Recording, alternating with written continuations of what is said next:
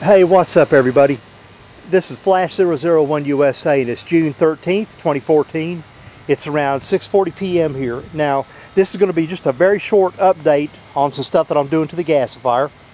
And I've made two physical changes and I've done an add-on to it. So I just wanted to keep you guys in on the loop here and also let you know where I'm standing as far as getting this thing automated. And I'll show you exactly how that's going too here in a moment. So first things, we're going to look inside of it. Now this was something that I should have done when I built it up originally, but it's one of those things that got by me, so I went by and corrected it. And that is, and hopefully you'll be able to see in here, I've actually taken sheet metal and rolled me up a cone in here, okay? So before in this propane barrel here, it went straight down, and I didn't have any bridging issues, but what I had happening was the wood would pile up and make a natural cone in there, so it was actually, it's sort of waste material, so near the end of the burn I'd have to open it up and scoop it to the center.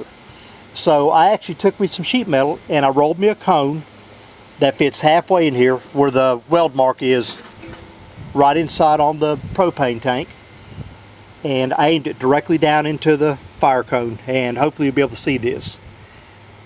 It works great. It was a much needed improvement. And the second thing was, while I was at it, I went ahead and moved out my air nozzle. Now if you remember originally, my nozzle was hugging the side of the tank going straight down, and then as I got to the bottom I went ahead and angled into the burner. Well now guys, what I did was I'm coming out with straight pipe using a 90-degree elbow here and just going straight dead center. The nozzle is exactly the same as it was before. It's the modified nozzle where I've got the end cap on the bottom of it so the air doesn't blow out straight down, and what it does, it blows out 90 degrees. So I'm going to zoom in here. Now you notice the white ash on the fire cone?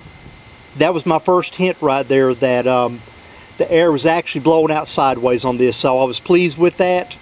That's telling me right there that the air is actually coming out of the nozzle sideways and making a full circle around it like it should be. So I noticed that when I was burning it too, that I just seen little improvements on it when I made the change even before I'd done this. And of course, since then I've ran this thing a couple times, but I haven't made any videos of it.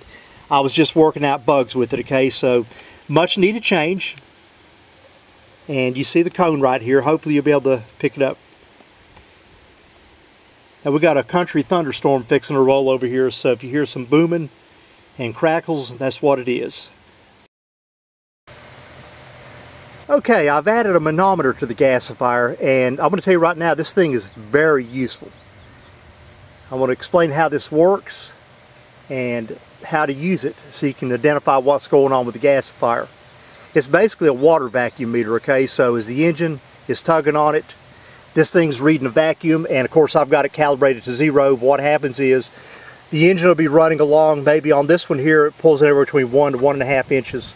It's not really pulling that much back pressure on the gasifier, but if I get a clog inside the gasifier where I need to physically shake the grate down here, what happens is I'll hear the engine start to die down a little bit, okay? This will pull all the way up to about anywhere between 3 to 3.5 inches. And when I see that, I know it's time to shake the grate, because 9 times out of 10 the clog will be right inside of the grate itself, okay? If I get a bridging issue, where in other words the wood hangs up before it's fallen into the cone, well then I've got a blank spot in there, so I get the exact opposite. Then what I see is the gas will drop down, or the pressure will drop down, and that's caused from a bridging issue. It's also caused when it's running out of fuel too. So then I know, hey look, I need to get in here and stir up the wood hopper a little bit to get everything to drop down in. So that is actually a really useful tool in a gasifier. Didn't know how much and how sorely you need something on a gasifier like this until you don't have it. Now basically on this, it's just fish aquarium tubing, and I went to the irrigation department inside of Lowe's, my favorite place, and I got these little 45-degree guys right here, these plastic pieces, so that I could build this thing up. And of course this meter's, all this stuff is waterproof, so it can sit right out here in the rain, ain't gonna hurt it one bit. Now what I've got is I've got a water reservoir in the back of here. I made this out of PVC pipe. He's filled full of water, and then it protrudes too on the other side right here with my aquarium tubing. And then the vacuum part of it goes right over here. and hooks right to the bottom of these pipes right here, right where the ignition port is. So that's where it reads this vacuum. But I'm going to tell you right now, that was another plus to put on the gasifier. I wanted to share this with everybody, and hopefully you'll be able to put this to use for yourself. Now I'm going to cover the mechanics of this real quick, just as far as what I'm doing right now and where I'm standing as far as automating this. I've already got all the electronics laid out as far as the circuit board work and the design. It is going to be a 12-volt system, and it's going to be automated to the point that it's going to be pretty cool. When you guys see it, I think you'll appreciate it. And like I said, everything I'm doing here is open source, so when I finish it, it's out there for anybody that wants to use it. Okay, I mentioned in my last video that when I shake this thing, that I'm only just, I'll do that right there, just a very tiny jiggle, and that's all I ever have to do. That opens it wide open every time. So when I was thinking about this, I was like, you know, I want to find something that mimics my hand, the way I shake it, because I've got it down, you know, physically doing it, coming here and shaking it, and I wanted something that mimicked the human feel to it, so that whenever it shook it, that I knew that the job would be done right. I didn't want it spinning. I didn't want to try to do some sort of complicated stuff where I was putting stepper motors or anything on here. I just wanted something straightforward and simple. So what I'm going to do right now is I'm going to pause the camera out. I'm going to go in the house, and what I've done is I've actually built up a model of what goes on here. I made it out of paper, and we're going to take a look at it, and I think when you see it, you'll be, okay, that's straightforward and simple enough. But it'll actually be able to run off of a small 12-volt DC motor, something that you can probably rob out of an old air compressor that's went bad or something. You know, those cheap compressors you carry around in your car, or pretty much anything, because as far as the torque on it, it's not that much. And not only that, the thing's only going to have to jiggle for about 1.5 inches, maybe 2 inches, so it's going to be in spurts. So let me pause out, and I'm going to go get the pieces. Okay, hopefully you'll be able to see this and it'll make sense to you what I'm doing. Now this is what I'm going to make out of steel. Right now this is just made out of paper, just so I could actually test the theory out. But I've actually got this thing set up physically so it'll mimic my hand when I do it. But you see I got an actuator arm right here, and this will actually go onto the handle of the gasifier. And I've got linkage. You can see this. The motor will be down here, and I'll have a little setup that does this number right here, and I'm going to try to do this where you can see it.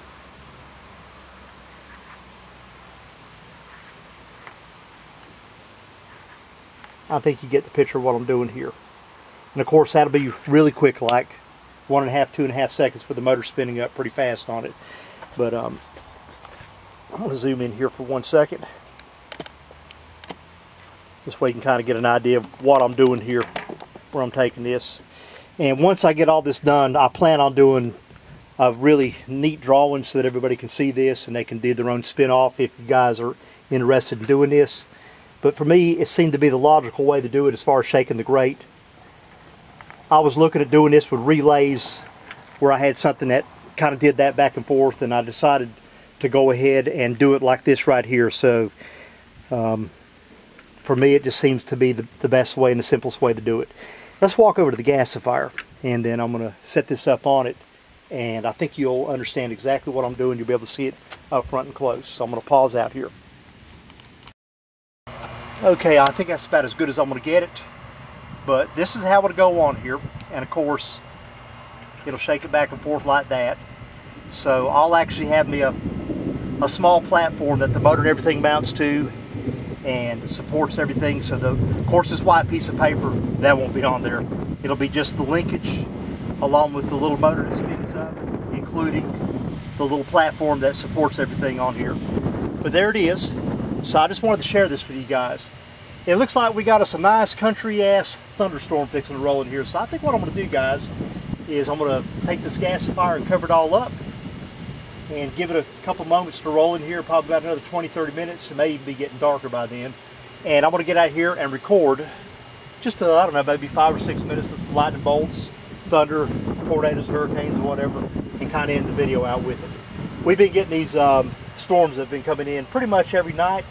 So it's left the daytime alone, so I can get outside and do whatever, but at nighttime it's been really nice up here. It cools everything down, and the grass is nice and green. It's not like last year when we got flooded out.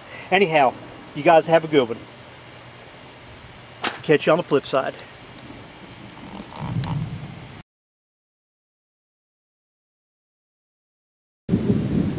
got the front coming in right now, and it is black as soot.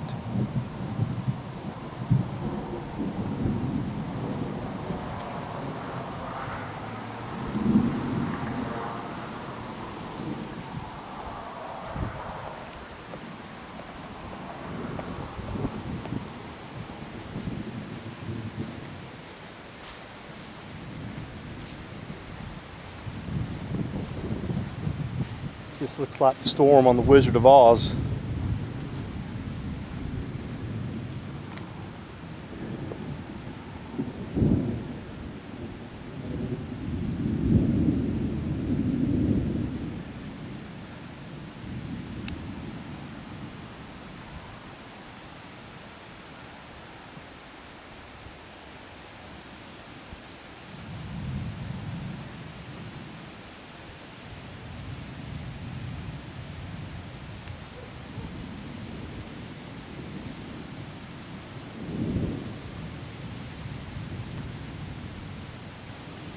Alright, we got a nice heavy-duty thunderstorm fixing to roll in here.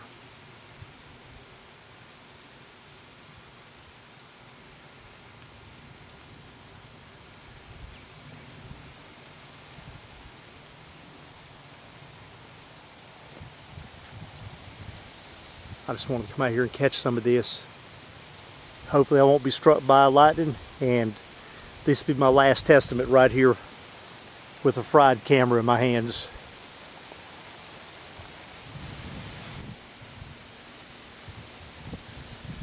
I've got my antenna that's about almost 72 feet at the very top of it, and I just disconnected it from the house to make sure that I don't have anything that can carry lightning into the house, but the antenna is grounded really well, so I'm not concerned about anything coming into the house with it anyhow. But anyhow, this is the front, and I'm fixing to get stormed on out here, so I'm going to take it back into the house. But it's been doing this pretty much every evening here.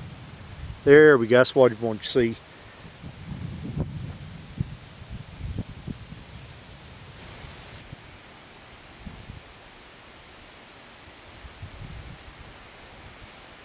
I got caught in a storm like this a couple of days ago on the bicycle, of all things.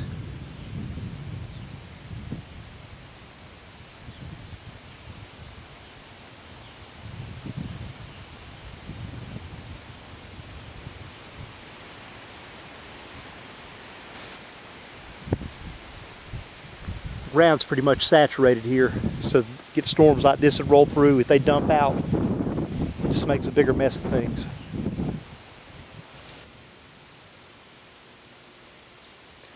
I'm going to try to get up here in the clouds, see if you guys can see these things breathing. This is actually pretty cool. Let me get up to the ones right above my head. I don't know what the camera's going to pick up or not pick up.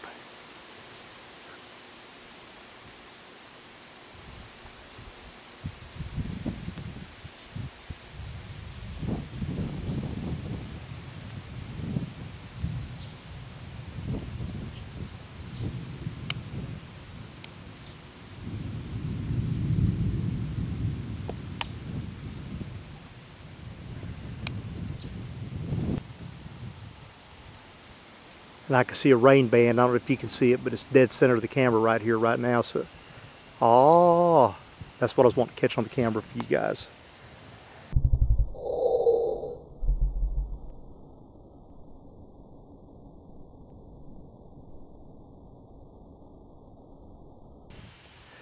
All right, that's it. We're going to shut it down. That looks pretty cool right there.